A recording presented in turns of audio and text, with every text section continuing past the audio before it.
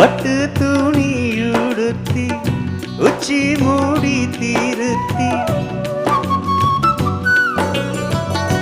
8 அடி எடுத்து எட்டி நடந்த உள்ள உசல காற்றிலாட ஏனெஞ்சும் சேர்ந்தாட உன் கூந்தல் வாசம் பார்த்து என் எண்ணம் கூத்தாட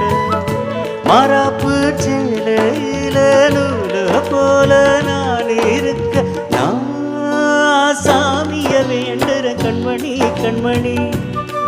பதில் சொல்லு நீ சின்ன மணி குயிலே மெல்ல வரும் மயிலே